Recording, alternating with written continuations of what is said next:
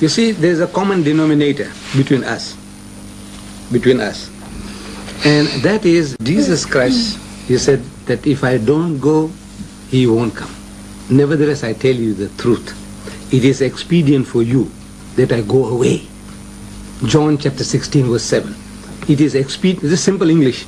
It is expedient for you, it's better for you that I go away. For if I go not away, the Comforter will not come unto you. But if I go, I will send him.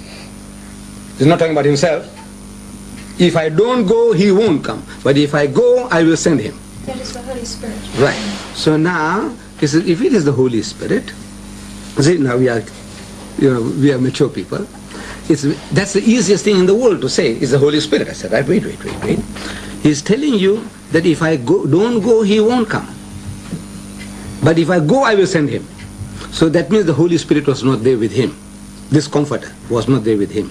If it is the Holy Spirit, then it doesn't make sense, because in the book of Luke, 1st chapter, verse 41, it tells us that Elizabeth had the Holy Ghost, the Holy Spirit, before Jesus was born. Did she?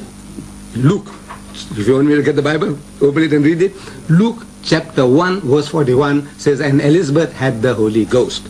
Then it says, and John the Baptist had the Holy Ghost from his mother's womb. Did he? That's what your book says. He had what it means, I don't understand. But it says, and John the Baptist had the Holy Ghost from his mother's womb. Then it tells us that this Holy Ghost was helping Jesus in his ministry, was helping the disciples. Because when they went out on the mission of preaching and healing, I'm asking with whose help? If not the help of the Holy Ghost. When they did the miracles, the disciples. And they preached, the disciples, with whose help? Then before Jesus parted, he said, receive ye the Holy Ghost. Receive means, like I'm saying, receive this Holy Book. But I won't give it to you. You think that's what Jesus did? He said, receive ye the Holy Ghost. Did they or didn't they? They received it on his resurrection. No, he said, receive. I'm telling you, receive now, not when you die and when you're resurrected, you'll get this book. No, I said, not this. Receive this, brother. Receive this. My sister, I said, receive ye the Holy Ghost. Did Elizabeth have the Holy Ghost? The Holy Ghost came upon her. Right, so she had it. Right? Did John the Baptist have the Holy Ghost? You had them. Then he says, if I don't go, he won't come. But he's there already with everybody. Everybody seems to have got the Holy Ghost, and you say, no. He said, he's going to say, afterwards. What do you mean afterwards? Elizabeth had it, John the Baptist had it, the disciples of Jesus had it, and Jesus said, receive. Then he said, when he, the Spirit of truth, is come, he will guide you into all truth. All your problems he's going to solve. So 2,000 years have gone, and I'm asking all the people who claim to have the Holy Spirit, the Holy Ghost. Every church says it. Jehovah's Witnesses said they got it. Seventh-day Adventists, they say got it. And the Lutherans, the Roman Catholics, the Dutch Reformed churches, everybody say he's got the Holy Ghost. Unless they're all lying. They all say they got it. So I'm asking them, this Holy Ghost in 2,000 years, what did he tell you about problem of racism? Which Jesus already didn't tell you. Give me. I want only one. He said, I have yet many. Many in English means more than one. And he'll guide you into all truth. All means more than one. I take it. I just want one new thing that the Holy Ghost told any Christian church in 2,000 years, which Jesus already didn't tell you in so many different words. One.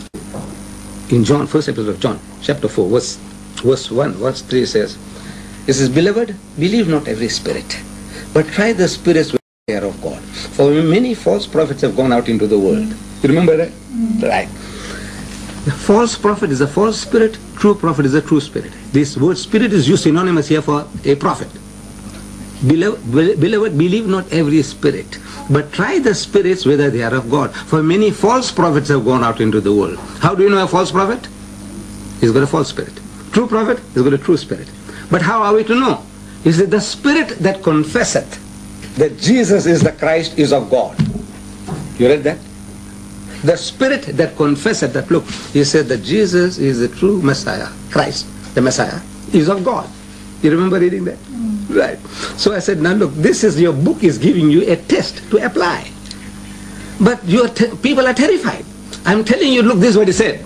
To find out the true from the false, this test is that if this prophet comes to you and he says he's a prophet of God, ask him, is Jesus the Christ?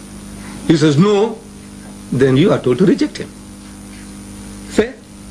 That's what it says there, that look, the spirit that confesseth that Jesus is the Christ is of God means this is true prophet.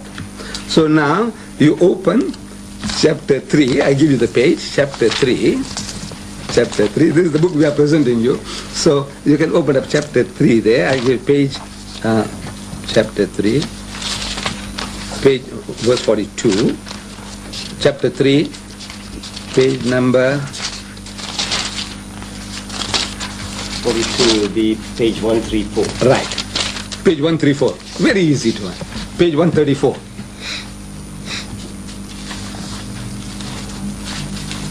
Page 134.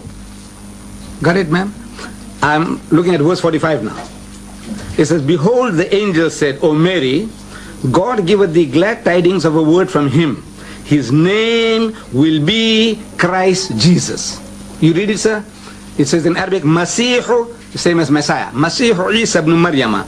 Jesus Christ, the son of Mary. So Muhammad is testifying that Jesus is the Christ.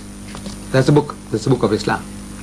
What do you want to know? That he was born miraculously. The same verses on. You read there, page 40, verse 47, next page. She said, when she's given the good news about the birth of a holy son, she said, O my Lord, how shall I have a son when no man has touched me?